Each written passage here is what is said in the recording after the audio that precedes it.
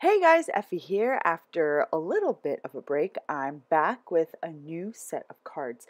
I did a little bit of mass producing using our fresh cut poinsettias, holiday cones, and winter cardinal stamp sets. Now, I started off by stamping and die cutting a bunch of layered poinsettias first.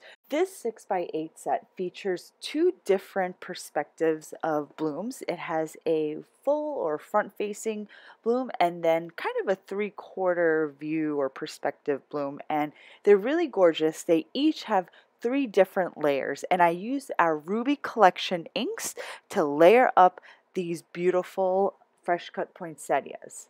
After I stamped the petals, I stamped the inner elements, and for that first element, I just stamped in our crystal pewter, and this kind of just serves as the shadow inside the center of the poinsettia. Then there are two additional layers that I stamped in our soft garden and bright fern dye inks. Once those two green portions are finished, there are these little dots that I stamped in our soft garnet. I just stamped two of these on camera, and then I went ahead and stamped some of the petals in the same set. I started with the second layer of my petals. I stamped these in our bright fern, and then I stamped the first solid layer in our soft garden dye ink. Excuse my dog in the background. After I finished stamping these leaves, I went ahead and stamped some of our layered holiday cones, and for this layering set, I just used our cocoa layering inks. This layering set features three-step layering pine cones. Now I stamped this one on camera and then I stamped some additional pine cones, but I also stamped the other layering elements in this set. You have these different pine branches, you have a holly leaf, and you also have the berries that you can coordinate with the holly leaves. After I finished layering all those smaller greenery or foliage elements, I went ahead and stamped this beautiful cardinal from our winter cardinal stamp set in our Valentine red and peach blossom dye inks. So when I was inking up the body of my cardinal, I didn't ink up the beak portion. I stamped this image with my Misty, so I was able to do some partial stamping to get that beak portion to be orange. Once I finished stamping the beak, I stamped the black portion using our Noir dye ink, and now you have a little bit more of a realistic or a multi-tone cardinal that I really love. It's not a very realistic image, it's more stylistic, and this is a set that I designed when I was designing some stamps for my block printing, which is a different category in our crafting world. It's different from the rubber and clear stamps that we use. For block printing, you kind of just create your own stamps with your own designs that you carve using different kind of tools.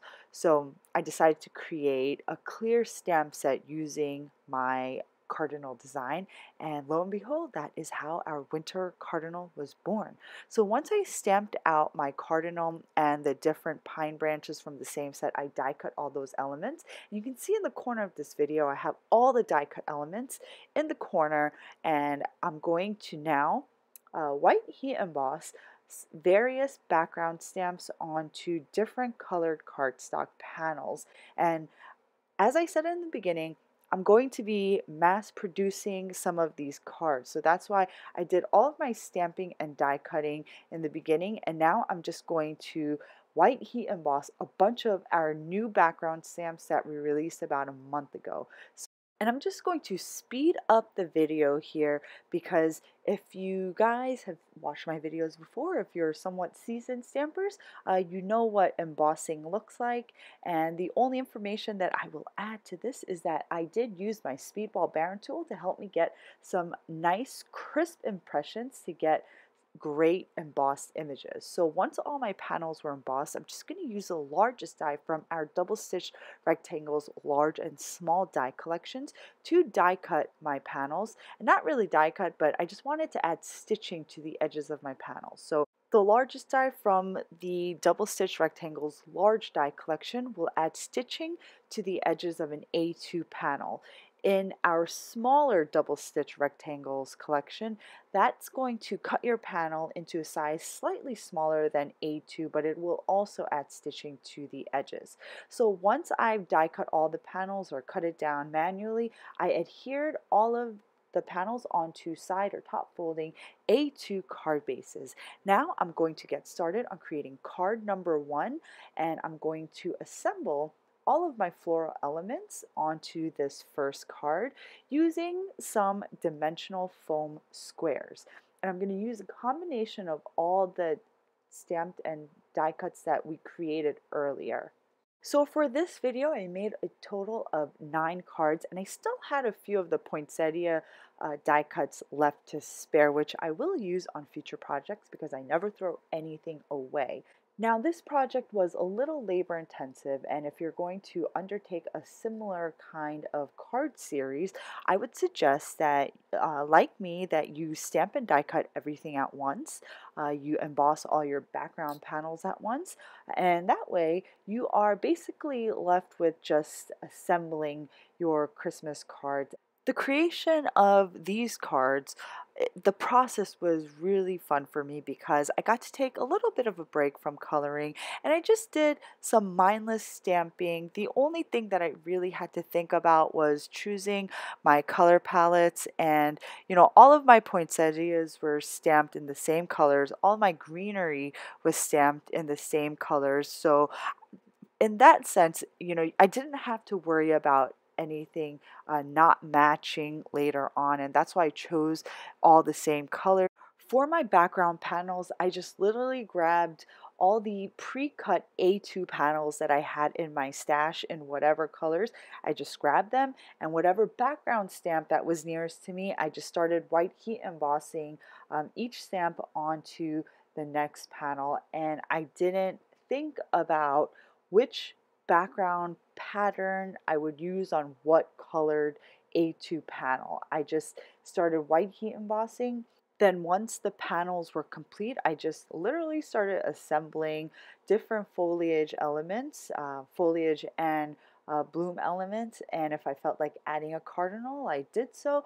I just kind of had fun with this project. I kind of just went with it.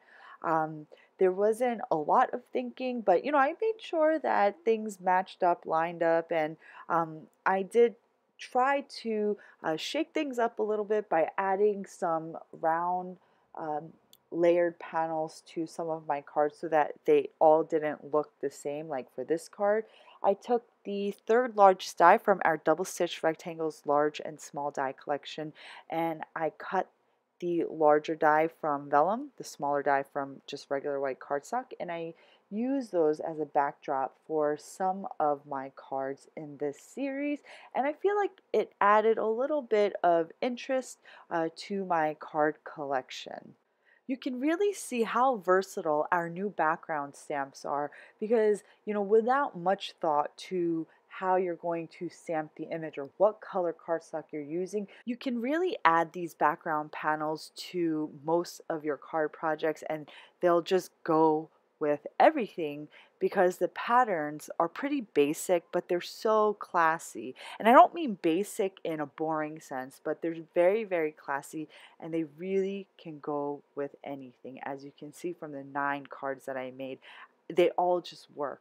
Once all the main portions of my card were assembled, I'm going to now start adding the sentiment. I use our 3x4 Scripty holiday stamp sets. I stamped the major portion of the sentiment onto some white cardstock with our Caviar hybrid ink, and then I fussy cut that sentiment out. For the sending and this season portions, I white heat embossed those onto black cardstock, and I cut the sentiment strips out. For some of the cards, I needed some more fancier sentiments, so I used our basic banners and add-on banner holiday sentiments to create additional sentiment banners, which I die cut after I white heat embossed those. So I basically mass produced each portion of my projects to make sure that everything went a little bit faster. I stamped and die cut all the floral and foliage elements first, and then I heat emboss and die cut my background panel second, and then lastly I created all my sentiments and sentiment strips, so you can see the piles of sentiments that I have, and then I just added those sentiments once my card was completely assembled, and this made the process go a lot faster. It took a lot of the thinking out of the process because honestly you just kind of stick the sentiments or pop up the sentiments somewhere on the card where you feel that it goes nicely with the design, and really it's just a matter of moving it around your card project and deciding, what looks nice. And once you start moving things around, you know where the sentiments should be popped up. So the sentiment portion went very quickly. Once that was finished, I wanted to add some sequins to finalize my cards. I made sure that this process was done in an assembly line style as well. I laid all my cards out on my desk and I positioned all the sequins, and after I was satisfied where they were all positioned, I just glued them all down using some Ranger Multi-Matte Medium. And now my cards are complete. I hope you all enjoyed today's projects and video. It was a little longer than my usual, but since I'm back from my holiday break, I thought that my projects should be a little bit more involved. So thanks so much for watching. Don't forget to subscribe to our YouTube channel because I update it on a weekly basis.